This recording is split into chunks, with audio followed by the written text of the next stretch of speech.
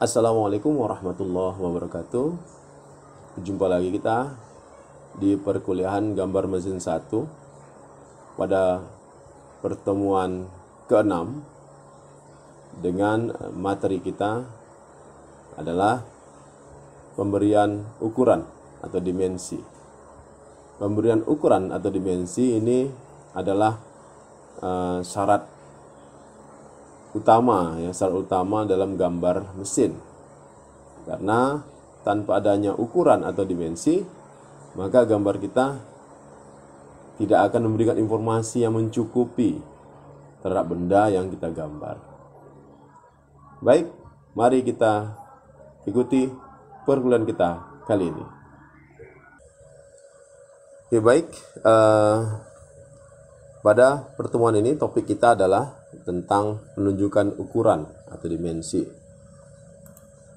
Nah, ukuran adalah besaran dari ukuran suatu benda. Jadi benda itu mempunyai ukuran masing-masing. Apakah itu ukurannya linear ataukah melingkar dan sebagainya. Nah, kenapa harus ada ukuran? Karena dengan ada ukuran, maka bentuk dan ukuran benda menjadi jelas. Jadi kalau ada gambar tanpa ukuran, maka kita akan bingung ini ukurannya seberapa. Apakah kecil? Kecilnya dalam artikan 1 meter, 2 meter, atau besar sampai 100 meter, atau bahkan sangat besar sampai kilometer. Kita nggak tahu karena tidak adanya ukuran, tidak ada ukuran. Ukuran ini sebagai informasi dari bentuk benda tersebut. Nah, dengan adanya ukuran maka bentuk benda tersebut dapat dengan mudah dipahami. Nah, itu maksud pengertian dari ukuran. Nah, di manakah ukuran diletakkan? Nah, ukuran itu diletakkan di tampak depan. Kenapa? Karena tampak depan itu adalah tampak yang menunjukkan bentuk benda yang lebih lengkap, sehingga disitulah diletakkan ukuran tersebut. Nah, apabila di tampak depan sudah penuh, maka ukuran diletakkan di tampak-tampak yang lainnya. Jadi dengan urutan yang pertama setelah tampak depan, kemudian di potongan. Kalau ada potongan maka di potongan itu lebih banyak diberikan ukuran karena fungsi di potongan tersebut adalah untuk menunjukkan rongga. Maka kita berikan ukuran pada rongga-rongga yang ada, Dan baru kemudian setelah itu baru tampak-tampak yang lain. Tampak samping kanan, kiri, atas, bawah apabila diperlukan. Baik. Nah, komponen ukuran yang utama itu ada 4. Ada 4. Yang kelima itu adalah tambahan. Itu jarang dipakai. Nah, yang 4 ini pertama adalah garis ukur. Nah, garis ukur ini dia. Jadi garis ukur itu ada jaraknya, jarak atau panjang ukuran tersebut, panjangnya atau tingginya, Nah, itu ada namanya garis ukur, di mana garis ukur adalah garis yang langsung mengukur panjang benda tersebut. Ini dia yang nomor 1, Nah, kemudian setelah ada garis ukur maka ada angka ukuran, ada pasti.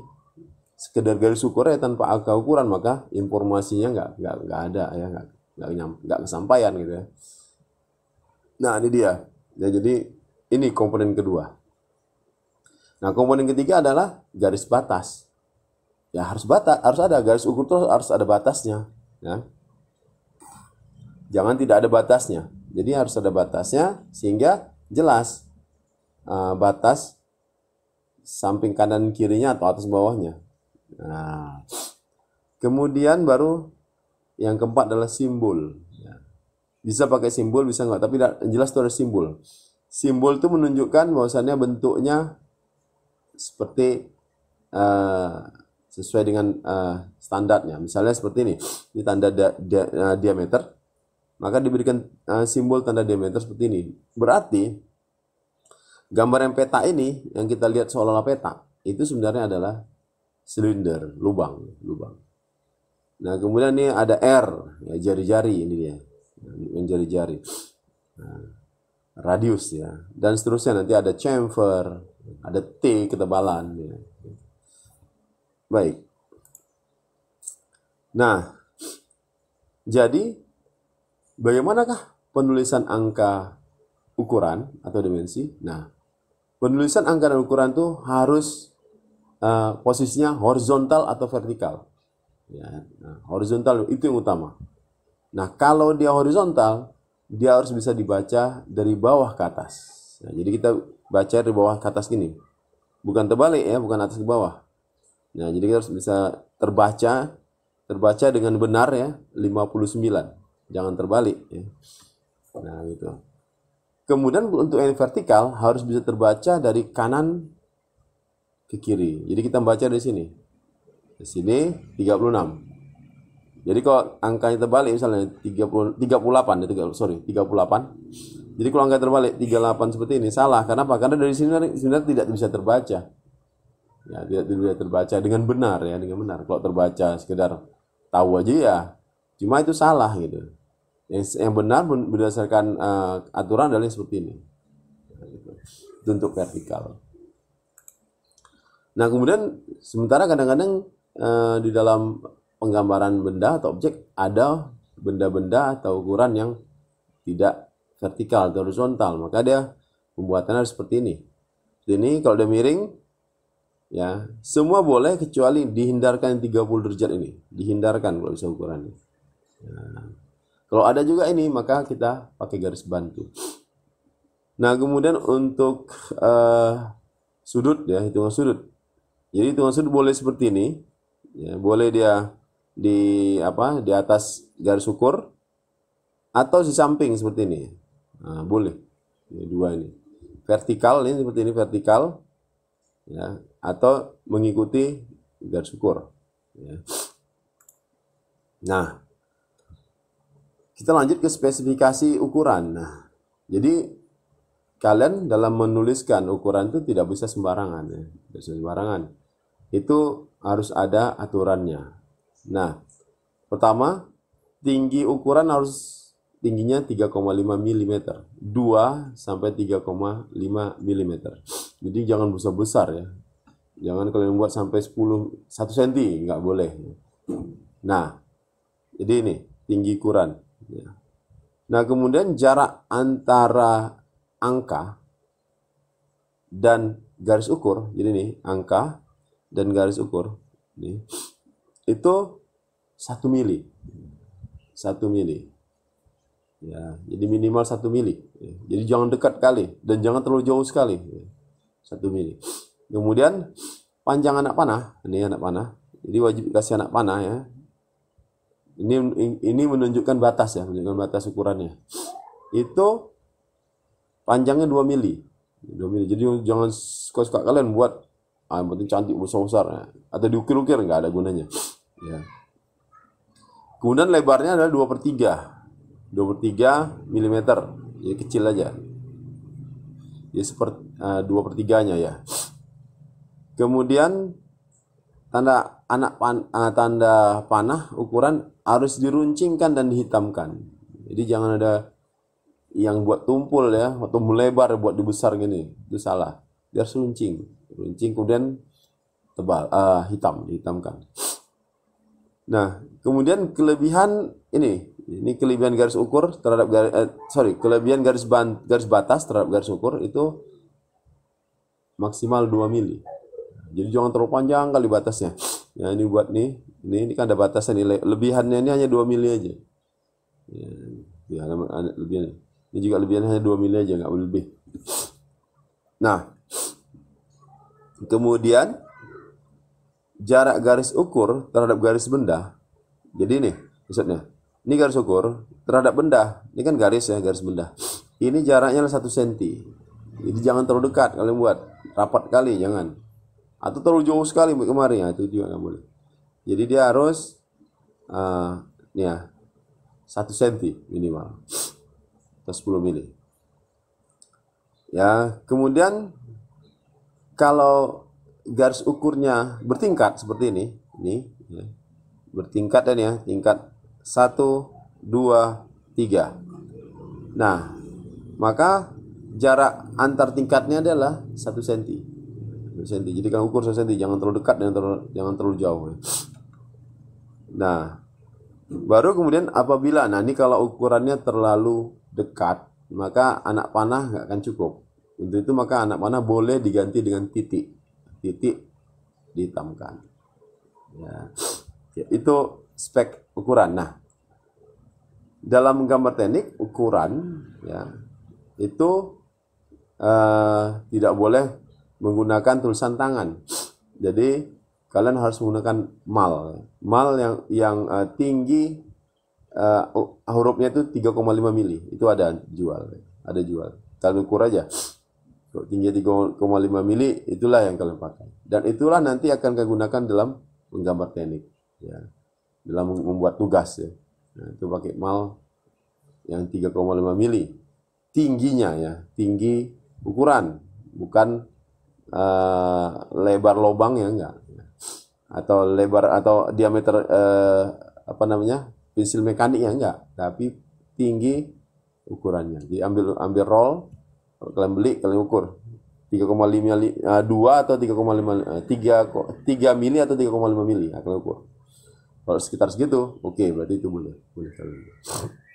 Nah, nanti biasanya kalau kalian baru beli mal huruf, itu biasanya mata pensil kalian akan masih kasat, artinya tidak lancar ya. Nah, untuk membuat dia lancar, caranya adalah kalian ambil peniti atau jarum pentol. Nah, kemudian kalian gesek-gesek tuh lubangnya. Kalian perlancar lubangnya. Nah, supaya menghilangkan batas cetakan. Itu kan dia kalau dicetak ada batas-batas lebih-lebihan plastiknya. Itu harus digesek betul. Sehingga nanti akhirnya lancar dia. Ya. Oke, baik. Nah, sekarang tata letak. Ini yang penting sekali ya dalam gambar teknik, tata letak. Nah, tata letak ukuran berdasarkan standar ISO sebagai berikut. Nah, jadi untuk jarak ukuran itu harus seragam. Nggak boleh satu pendek, satu panjang. Nah, seperti ini. Jadi harus seragam. Ini salah, ini terlalu pendek, terlalu dekat. Ini ya terlalu jauh. Jadi 1 cm, 1 cm, 1 cm, 1 cm, 1 cm. Seperti ini. Jadi seragam. Ya, kemudian nanti kalau ada ukuran di sini lagi, dia harus seragam di sini. Nah, kemudian hindari perpotongan antara garis ukur. Kenapa? Nah, jawabannya adalah karena ya garis ukur ini tidak boleh menyebabkan ambigu atau lebih dari satu penafsiran. Dia harus satu tafsiran. Ya, maka kalau dia berpotongan, maka si operator akan bisa terselip dia. Ya, dia menganggap ukuran itu adalah bukan ukuran. Misalnya 80. Dia anggap nanti ukuran dari sini kemari. Nah, walaupun ada anak panah, namanya manusia. Kadang-kadang silap ya. Itu saya katakan ketika kita kuliah, masih pagi dia baru sarapan, aman ya kan, masih fokus. Tapi ketika jam 11 sudah mulai terasa perut nah itu mulai agak goyang konsentrasi. Apalagi jam 3. Jam 3 itu saat-saat kritisnya ya. Saat kritis boci ya kan, bubuk siang gitu kan. Nah, itu konsentrasinya akan jauh dari diharapkan. Oleh karena itu maka bagi drafter itu tidak boleh membuat garis ukuran yang saling berpotongan seperti ini. Maka buatlah bertingkat seperti ini. Ya, bertingkat. Ya, di mana jarak masing-masing adalah jarak antar garis ukur dan garis ukur 1 cm. Ya, garis ukur dengan garis ukur 1 cm. Dan kemudian bertingkat dimulai dari kecil, besar, dan paling besar. Oke. Kita lanjut lagi. Nah, ini kalau ada gambar seperti ini, maka jangan buat ukuran jauh-jauh sekali dari benda. Lebih baik seperti ini. Nah, ini yang salah. Ini justru salah ya, walau bertingkat. Cantik Pak, betul.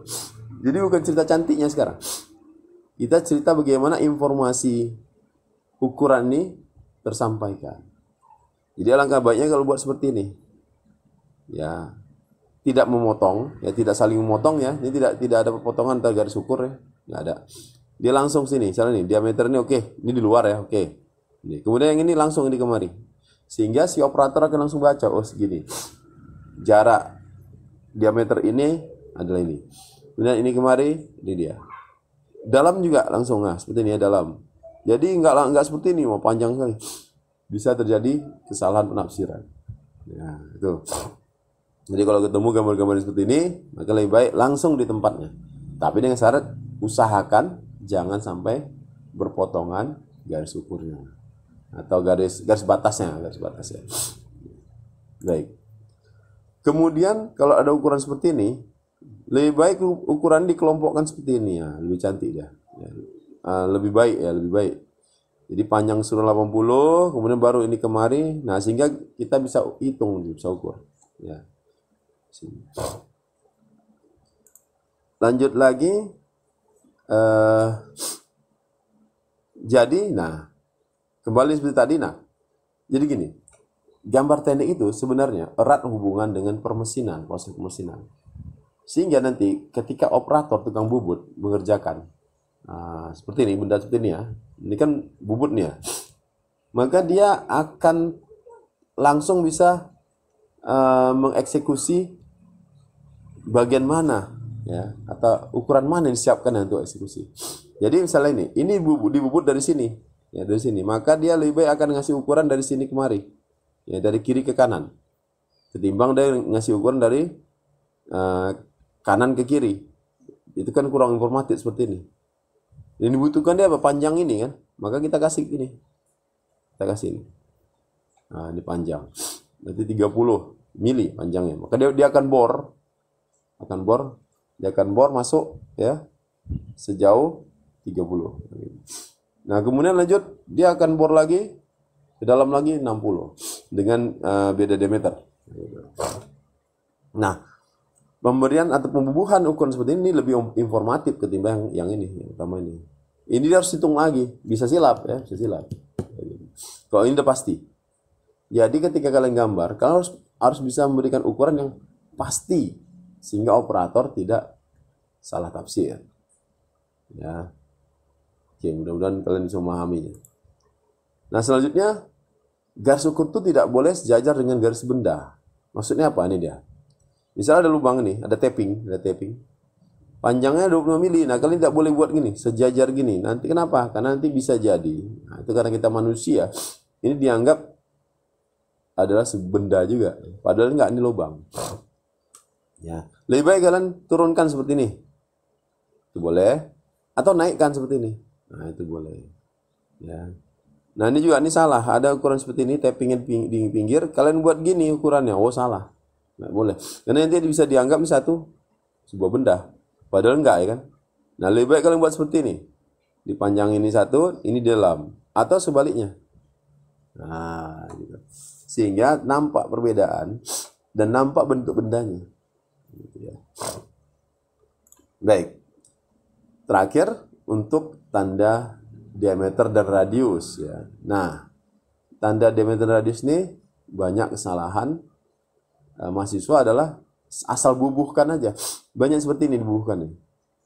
Loh Pak, tapi kan penting menunjukkan lingkarannya, betul. Ini menunjukkan lingkarannya, betul. Tetapi dalam standar ISO itu salah. Dalam standar ISO, pemberian ukuran diameter atau radius itu harus menuju pusat lingkarannya. Jadi seperti ini. Ini benar. Jadi kalau diletakkan nih, kalau diteruskan, maka dia menuju pusat lingkaran. Ini pusat lingkaran. Nah, maka kalau diteruskan, ini menuju pusat lingkaran. Sehingga nanti ketika kalian menggambarkan benda-benda seperti ini kalian harus ambil dia dari pusat lingkaran baru tarik keluar. Nah, yang ini salah ya. Karena ini kalau diteruskan, ini pusat lingkaran sini dia enggak ke pusat lingkaran. Lewat. Baik. Nah, sekarang kita latihan. Ada sebuah benda seperti ini. Ini. Saya juga nggak tahu namanya apa. Tetapi kita disuruh untuk menggambarkan ini. Menggambarkan ini dengan standar ISO. Nah, sekarang bagaimana cara menggambarkannya?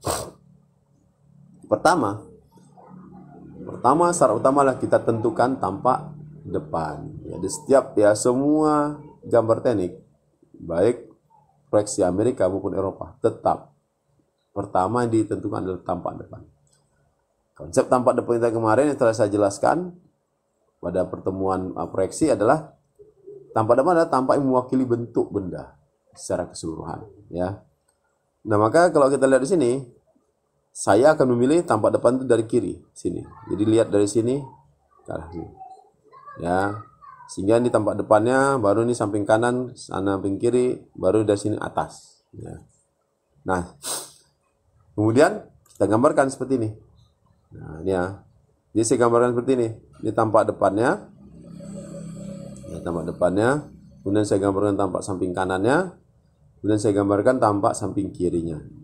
Setelah itu saya gambarkan tampak atasnya. Nah, selanjutnya saya bubuhi ukuran. Nah, ukuran yang paling banyak ada di tampak depan. Ya, jadi nih. Panjangnya, tingginya, jarak ini semua dilengkapi semua. Semua dilengkapi, tebal dan segala macam. Ya. Nah, setelah ini cukup, udah penuh, baru ke tampak samping kanan. Ya, baru kita lengkapi. Ya. Kita lengkapi semua ukuran yang tidak terlihat di tampak depan. Seperti ini, lubang ini kan nggak kelihatan di tampak depan.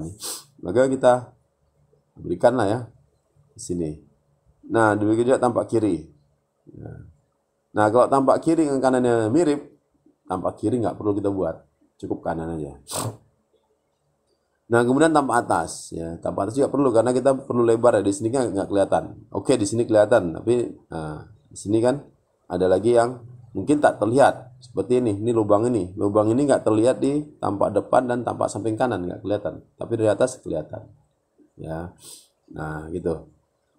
Nah, kemudian kalian bubuhkanlah ukurannya seperti ini tadi ya. Jadi tidak boleh ada yang terlalu dekat ya dengan spesimen dengan benda kerja.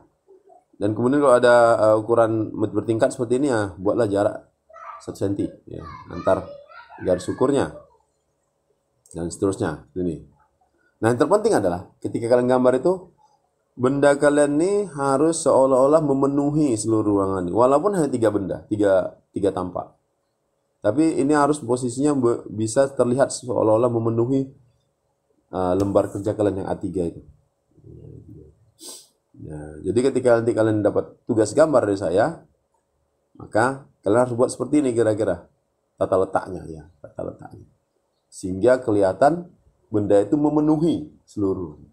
Jadi jangan kalian buat mentang-mentang ini bisa rapat kemari setengah aja ya, ini rapat kemari.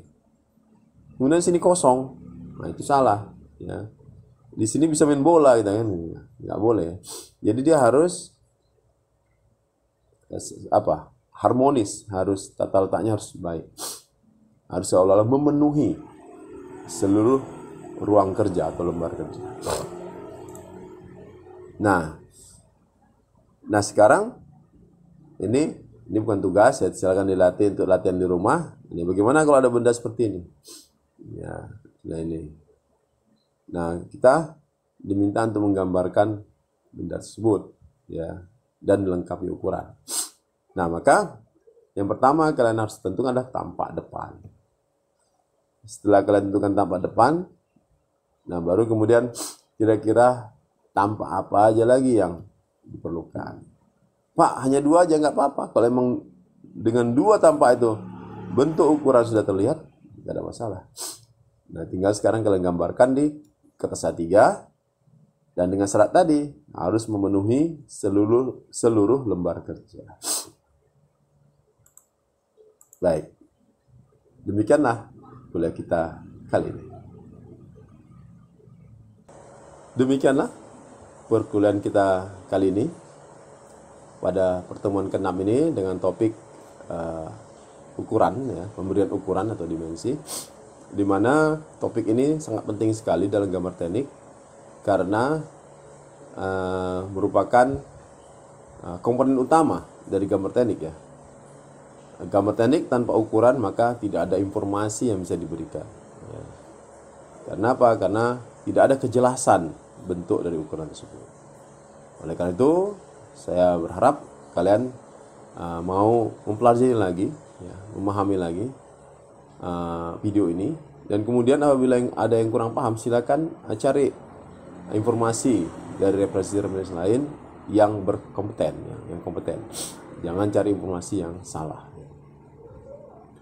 Semoga kalian memahami apa yang telah saya sampaikan tadi, dan kemudian nanti kalian akan siap-siap akan saya berikan tugas ya. Tugasnya adalah gambar manual ya, di kertas A3. Baik,